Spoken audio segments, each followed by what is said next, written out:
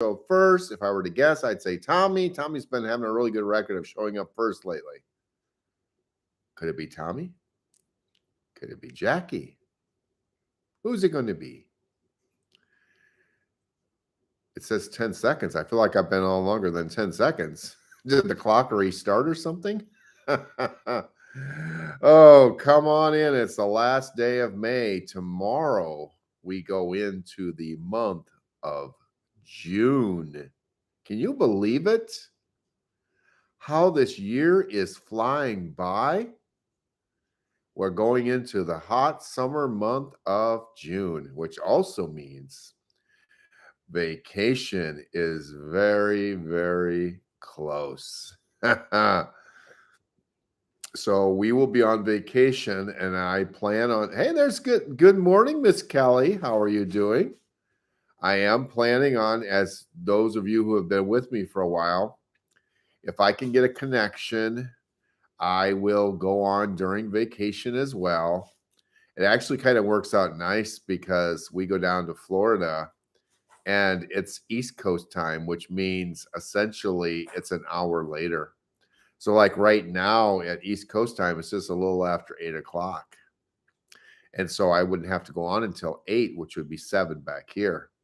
Because you would not want me to go on 7 there. Because if I went on 7 there, it would be 6 here. And for Tommy, it would get even, no, Tommy, you're down in Texas now. You're on Central Time Zone, aren't you? For Marie, it would get very early. But I think Tommy, I think you've moved time zones now. Aren't you in the Central Time Zone with us now? So not as bad for you. Good morning, Marie. Good morning, Miss Kathy. Good morning, Tommy, sir. Good morning, Bible Blues Brother Scott. There we go. I think with the gang, we've got the gang here. And so let's go ahead. By the way, thank you for the video, Kathy. I posted it on our page. And I also watched an additional documentary last night. Actually, Becky and I watched it. And she's like, yeah, I remember this story. And so we watched the story of the Hoyt team, father and son, that did all the marathons, ultra marathons, triathlons, many, many, many. What I did not know until I looked it up was that the son, which would be Rick Jr., because the dad he went by Dick, but he was Rick Sr. The son just died like 9 days ago. What do you think about that for timing? And so we watched that last night. It was about a half hour. It wasn't really long documentary. And what was really cool is that the son said, what I would want to do is I would want to push my dad. And of course, what that made me think of, now that he has recently passed, he's probably up there pushing his dad. And his dad saying, I don't need to be pushed. And the son's like, I want to push you anyway, because you were there for me my whole life. He's like, I can do it now. And the dad's like, well, I'm in my best shape too. But you got to think the son's going to be like, I don't care. You were there for me my whole life. And so now it's my turn. Pretty awesome to think that they're both in a much better place. A place that one day we will be as well. Good morning, Miss Jackie. How are you doing this fine morning? Let's go ahead and get to the message for today. I guess you got to bring the message up in order to give the message. Oh, here we go. The sun rises and sets because of God's love and grace for each of us. Thank Him for His mercy and grace, which sustains us, and His presence, which maintains us. Let our hearts and minds be filled with love and peace and joy, reflecting to the world around us. Live in today. Don't worry about tomorrow. Let us live life and do God's will in all our actions and words. We can do nothing about tomorrow, so just live today the best we can. Our minds are powerful things. When we fill it with God and positive thoughts, our lives will start to get better. We can let God's love be our guide and light for living. Let the brightness of God's love bring sunshine into the cloudy places. We can let God's love bring us peace, joy, and happiness in our lives. His love provides us a firm foundation for living and doing this will. We need to spend quietness and stillness with God. Don't be rushed in our time with Him. We can surrender our worries, fears, and anxieties to hear His words about tomorrow. He will take care of us when we turn them over to Him. We each can live, or we each can, oh, wait, I live is the correct word. He has life. We can each live in God's presence, hearing His words of love, receiving His guidance, and living in His divine presence, or peace, rather, it says. Each of us has fears that we need to acknowledge and accept, and let God help us in overcoming our fears and help us understand them. What is life without the radiance of love and grace that He provides us with? Let us be a reflection of His love and grace. Let it cover our entire being. Let us share and reflect His love and grace with others. In our lives, let us love and be loved. Let us experience His joy, peace, and understanding. God's blessings on your day. Much love to each of you. And there you go. That message got a lot of likes and loves. Do you love it too? Should I put a love on your behalf? Feel free to comment below. I've got the message still up so I can do it.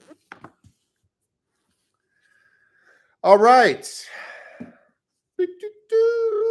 Marie, are you ready? Ma'am, are you ready for your book of amazing stories? Story. Uh-oh. I don't know about this story. Today's story says, feeding cannibals. Jonah Gary was 8 years old when he opened the door to his people's dark history by asking his grandfather, "What do humans taste like?" The old Fijian, I don't know, Fijian, I don't know, replied, "I never tried it, but I still remember what Grandpa said, that humans taste like pork." Jonah shuddered, remembering the barbecued pork he ate the day before. Today, the subject of cannibalism is avoided in polite Fijian conversation. But there was a time when ships steered a wide berth around their islands. No one knows exactly how these gentle people developed an appetite for human flesh. Some speculate that on the long sea voyages of the original settlers, food ran out and they resorted to cannibalism. There was no human flesh more desirable than that of sailors or missionaries who dared set foot on the islands. For that reason alone, we should stand in awe of those Christians who were willing to end up in cooking pots to spread the gospel. Among those brave people were James Calvert and his young bride Mary. The Wesleyan Missionary Society of England sent this couple to the Cannibal Islands in 1838. Though the voyage was a terrible storm-tossed ride, their arrival was even more frightening. The ship's captain begged them not to go ashore, warning the couple that they would likely be eaten.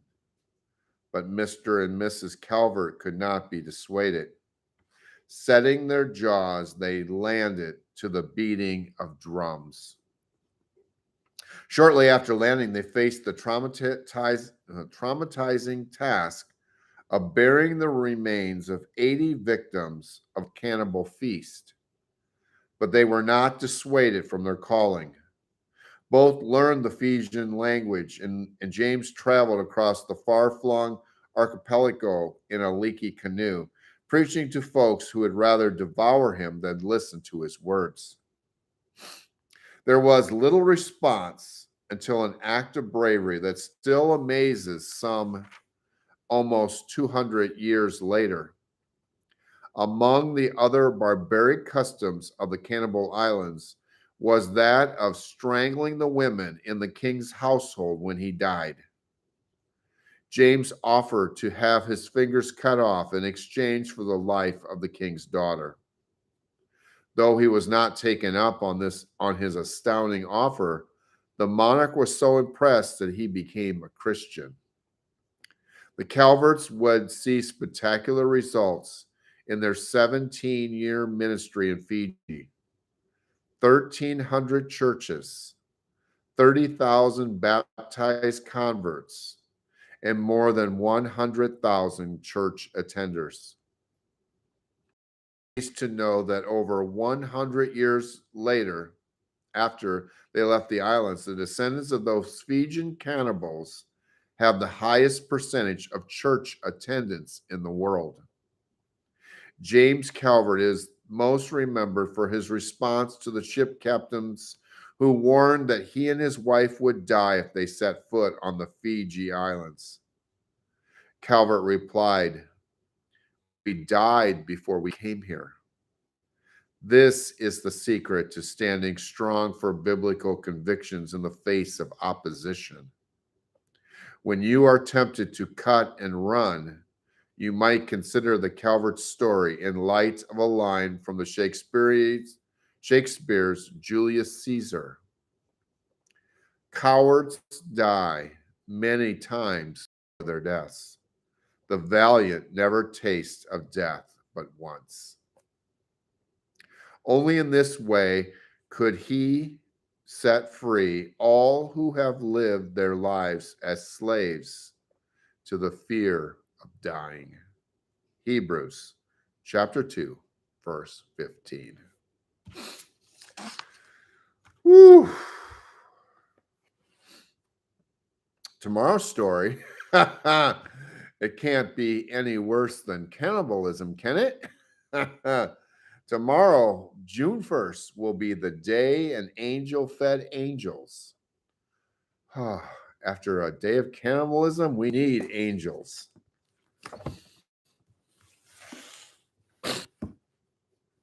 But you know, the rough thing is, could there not be that possibility? You know,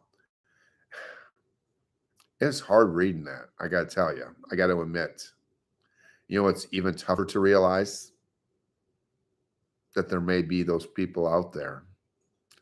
That's the even scarier thing, is that in some respects there may be some of that going on.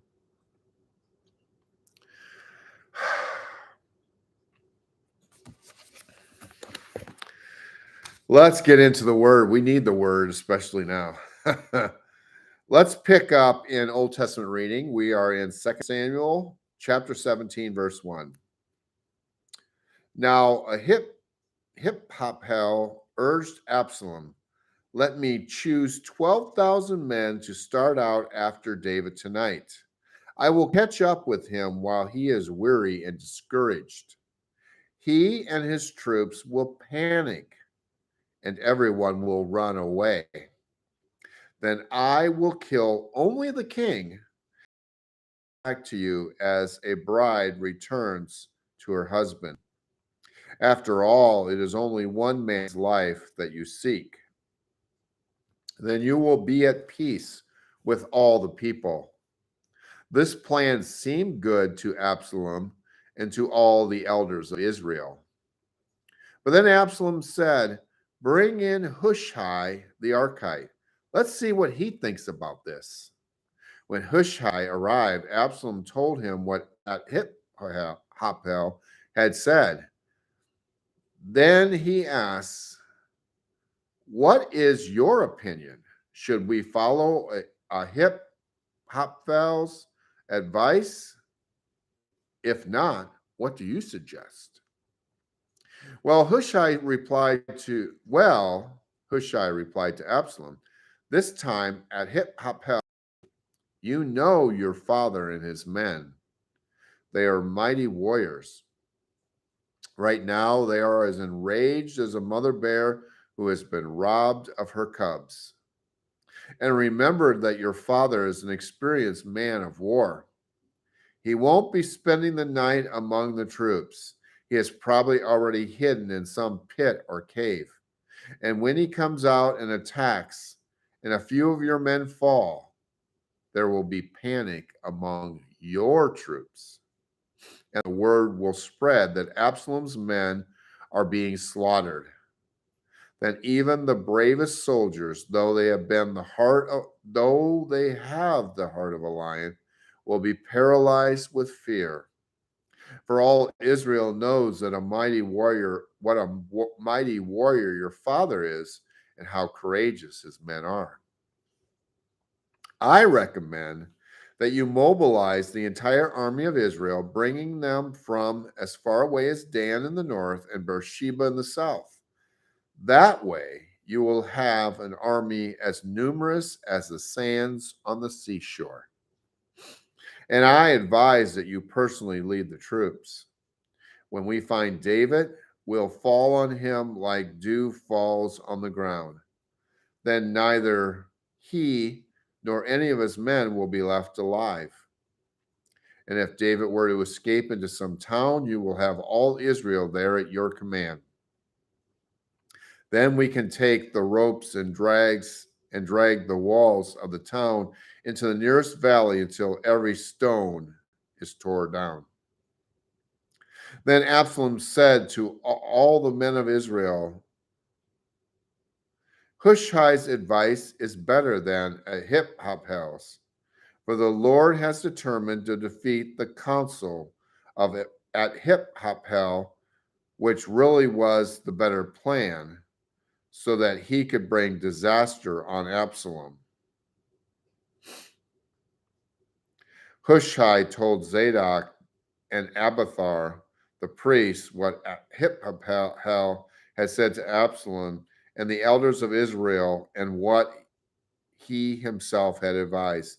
Instead, "Quick," he told them, "find David and urge them not to stay at the shallows of the Jordan River tonight. He must go across at once into the wilderness beyond. Otherwise, he will die and his entire army with him." Jonathan and Ahimaaz had been staying in Rogel so as not to be seen entering and leaving the city.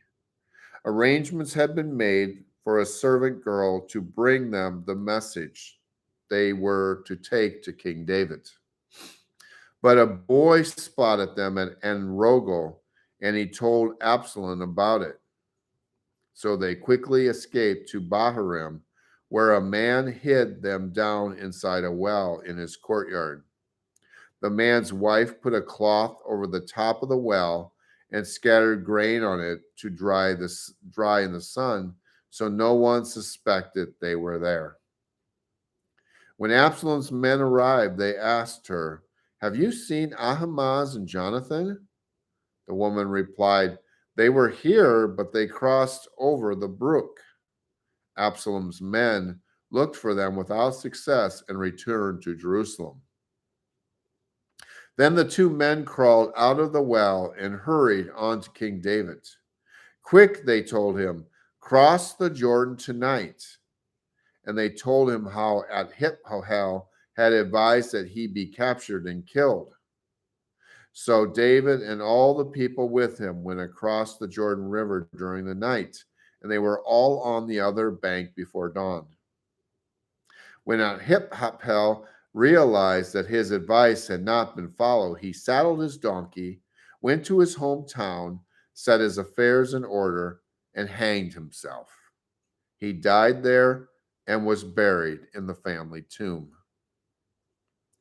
David soon arrived at Mahanaim. By now, Absalom had mobilized the entire army of Israel and was leading his troops across the Jordan River. Absalom had appointed Amasa as commander of his army, replacing Joab, who had been commander under David. Amasa was Joab's cousin. His father was Jether, an Ishmaelite. His mother Abigail, daughter of Nahash, was the sister of Joab's mother Zeruiah. Absalom and the Israelite army, set up camp in the land of Gilead. When David arrived at Mahanaim, he was warmly greeted by Shobi, son of Nahash, who came from Rabbah of the Ammonites, and by Maker, son of Amiel, from Lodebar, and by Barzillai of Gilead, from Rogelim. They brought sleeping mats, cooking pots, serving bowls, wheat and barley, flour and roasted grain, beans, lentils, honey, butter, sheep, goats, and cheese for David and those who were with him. For they said, "You must all be very hungry and tired and thirsty after your long march through the wilderness." To be continued. We move on into continuing on in the book of John in New Testament reading, John chapter 19, verse 23. When the soldiers had crucified Jesus, they divided his clothes among the four of them. They also took his robe, but it was seamless, woven in one piece from top to bottom. So they said, rather than tearing it apart, let's throw dice for it.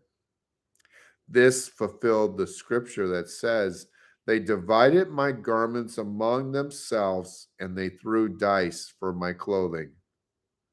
So that is what they did.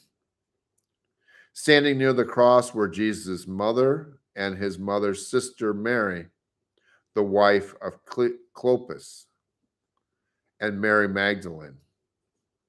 When Jesus saw his mother standing there beside the disciple he loved, he said to her, "Dear woman, here is your son." And he said to this disciple, "Here is your mother." And from then on, this disciple took her into his house. Jesus knew that his mission was now finished, and to fulfill the scriptures, he said, "I am thirsty." A jar of sour wine was sitting there, so they soaked a sponge in it, put it on a hyssop branch, and held it up to his lips. When Jesus had tasted it, he said, "It is finished." Then he bowed his head and gave up his spirit. It was the day of preparation, and the Jewish leaders didn't want bodies hanging there the next day, which was the Sabbath, and a very special Sabbath because it was Passover week. So they asked Pilate to hasten their deaths by ordering that their legs be broken. Then their bodies could be taken down. So the soldiers came and broke the legs of the two men crucified with Jesus. But when they came to Jesus, they saw that he was already dead, so they didn't break his legs. One of the soldiers, however, pierced his side with a spear, and immediately blood and water flowed out. This report is from an eyewitness giving an accurate account. He speaks the truth so that you also may continue to believe. These things happened in fulfillment of the scriptures that say, not one of his bones will be broken, and they will look on the one they pierced. Afterward, Joseph of Arimathea, who had been a secret disciple of Jesus because he feared the Jewish leaders, asked Pilate for permission to take down Jesus' body. When Pilate gave permission, Joseph came and took the body away. With him came Nicodemus, the man who had come to Jesus at night. He brought about 75 pounds of perfumed ointment made from myrrh and aloes. Following Jewish burial custom, they wrapped Jesus' body with the spices in long sheets of linen cloth. The place of crucifixion was near a garden where there was a new tomb never used before. And so, because it was the day of preparation for the Jewish Passover, and since the tomb was close at hand, they laid Jesus there. We press on forward to Psalm 119, verse 129. Your laws are wonderful. No wonder I obey them. The teaching of your word gives light, so even the simple can understand. I pant with expectation, longing for your commands. Come and show me your mercy, as you do for all who love your name. Guide my steps by your word, so I will not be overcome by evil. Ransom me from the opposition of evil people, then I can obey your commandments. Look upon me with love. Teach me your decrees. Rivers of tears gush from my eyes because people disobey your instructions. O Lord, you are righteous and your regulations are fair. Your laws are perfect and completely trustworthy. I am overwhelmed with indignation, for my enemies have disregarded your words. Your promises have been thoroughly tested. That is why I love them so much. I am insignificant and despised, but I don't forget your commandments. Your justice is eternal, and your instructions are perfectly true. As pressure and stress bear down on me, I find joy in your commands. Your laws are always right. Help me to understand them so I may live. I pray with all my heart. Answer me, Lord. I will obey your decrees.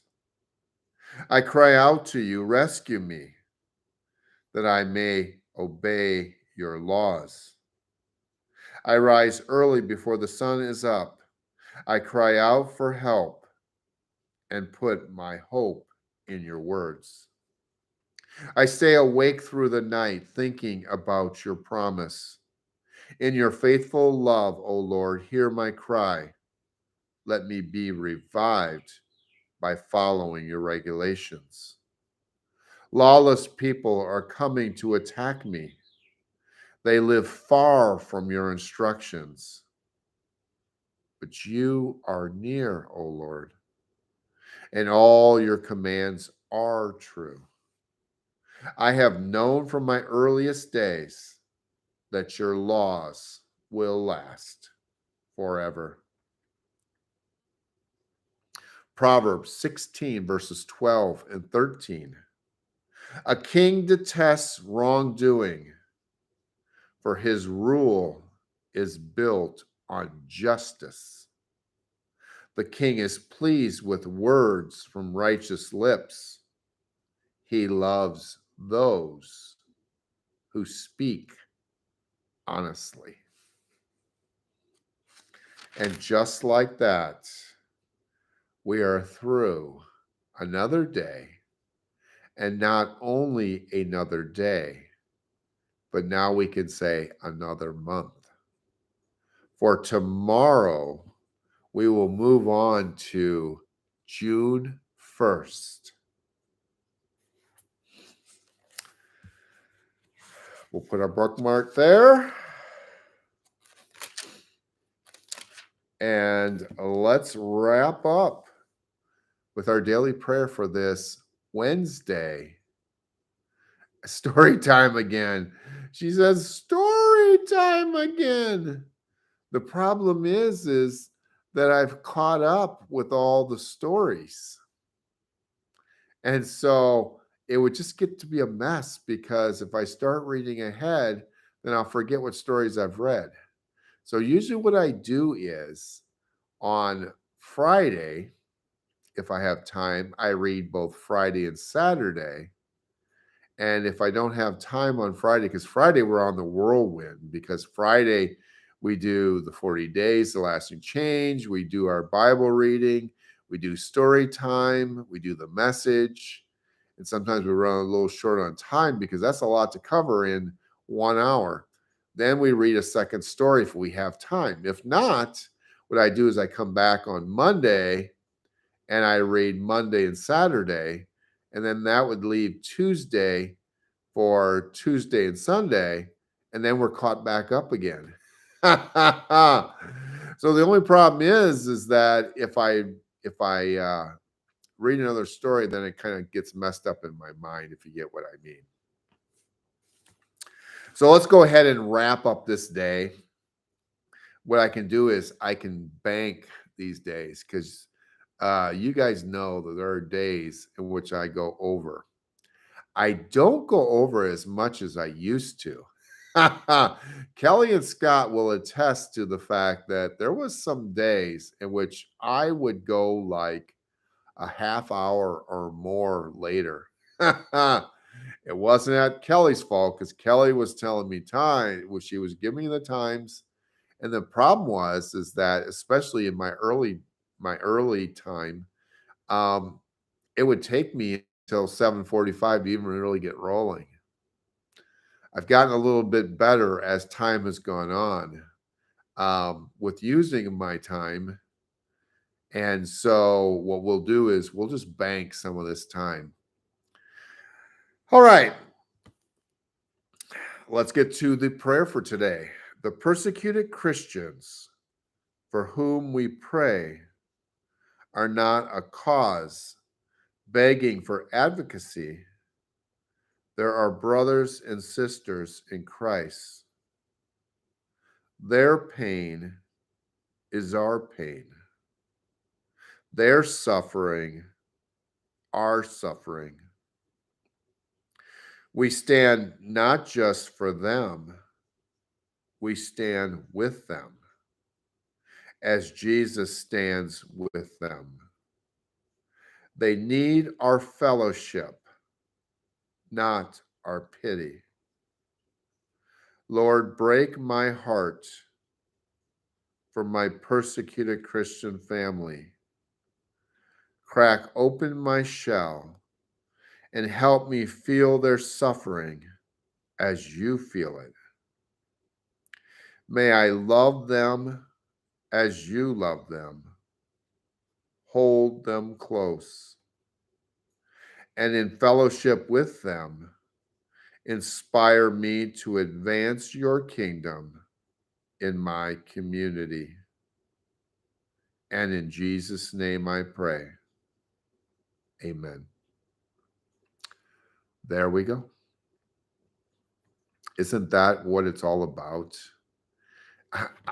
I'll at least speak for myself, that it is harder that when someone I love and care for is hurting, is sick, is suffering, that is harder on me than when I'm going through it myself. Because when you're going through it yourself, you feel like even though you're struggling, you still somewhat have control over what you're feeling. But there's just something about when someone else is suffering that someone that you love and care for, because you feel like it's all out of your control. I can just remember, especially in the early days, when Becky, she got really bad and we went to emergency room and she was in so much pain and I felt so very helpless. All I could do is just run out of the room and yell for a nurse, yell for a doctor. Can somebody come in and help her? Because she was in so much pain and I just didn't know what to do.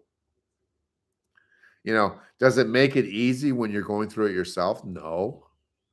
But at least I don't know. Maybe you're different than me, but the thing is that sometimes it's when you don't know, you know, the other person is in a lot of pain.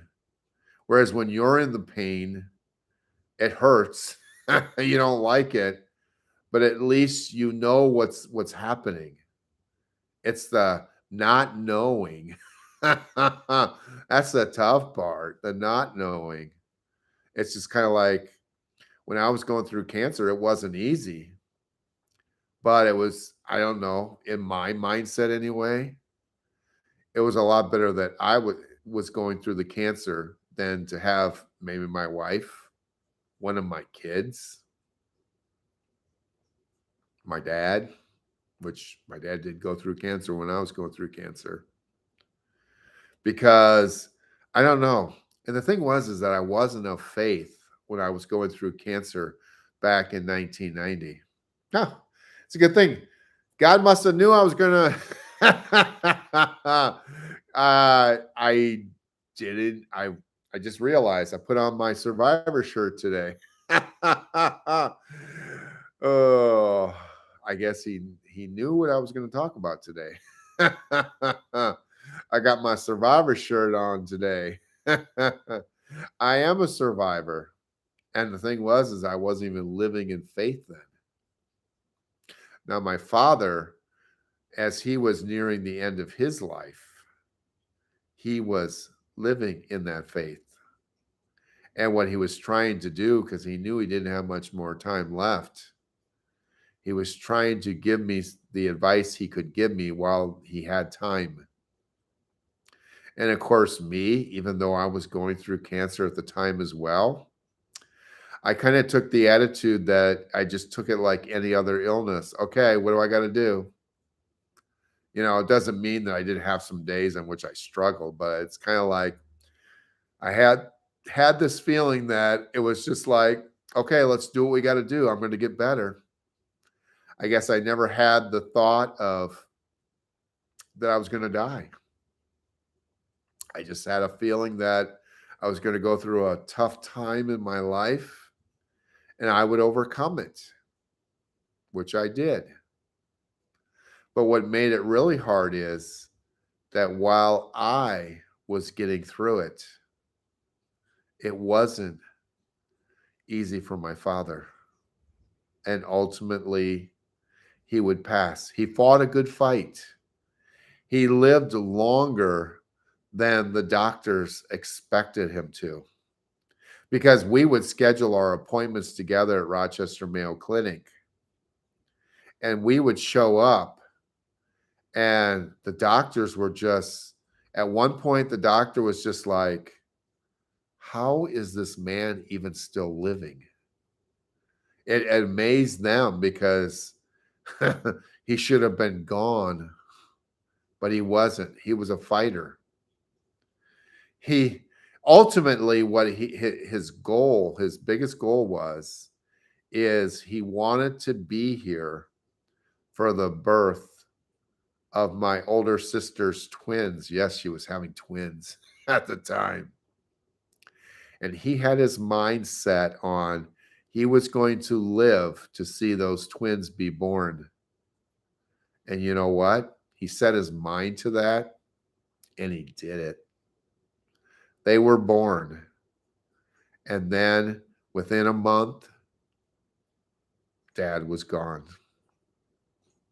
That was back in 1992. Can you believe it? How time flies. It's just so amazing how it seems as though days can be so long sometimes. But when you start talking about months, like we're tomorrow going to hit the month of June, or even if you talk about years, the fact that we're in the year 2023, doesn't it seem like this great pandemic of 2020 was not that long ago? And now we're talking, it's over 3 years ago. And some people still living in fear. So it feels like it was just a few days ago. But it's been over 3 years now. Time goes so very fast. Like I said, sometimes the days don't seem like they go very fast, but overall, time goes so very fast. And with time going so very fast, what we recognize is as we get older, our time isn't as much as it was before. Now, do we know when our time will be up here and we'll cross to the other side? No, none of us know. But with every moment that passes, we are closer to that time. And so, how do you approach that moment?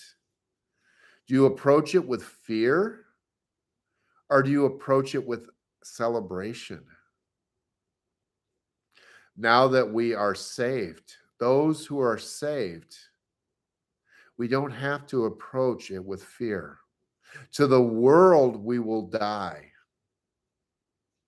To those who live in faith, we just simply relocate. Spent a lot of time in my younger years relocating. It was so funny because we were watching an episode last night of Who Wants to Be a Millionaire? First black mayor of Chicago. I knew who it was. I said I was probably living out in the Chicago area when he was the mayor. Oh, anyway, so I'm just kind of rambling at this point. But anyway, let's go ahead and get this day wrapped up, knowing that we only have so much time remaining. How much time we have remaining? I don't know. And you don't know. But what we do know is let's make the best use of the time we have remaining. Let's go out there and light. Let's be the light. Let's give love. Let's think about what we want people to remember us by. We don't want people to remember us by all the mistakes we made, but let's show them how we overcome our mistakes. Yes, do we make mistakes? Yes. Even after we come to faith, we still say things we shouldn't say, do things we shouldn't do. But let's not let that keep us down. Let's show others how we are able to be overcomers, that we are victorious over what the world tries to do to us, trying to mock us and ridicule us and bring us down, trying to take away any course of faith that we have in our lives. That's what the world wants to do. The world wants to take away God from us. And as the world wants to take away God from us, what that means is we need to hold on even more tighter. We must press in even more closer. We must put our focus even more on Him, for He will get us through these days, and He will be there waiting for us when we cross over to the other side. Take care. God bless. Have a wonderful day. And God willing, we'll be back with you again come tomorrow morning. Until then.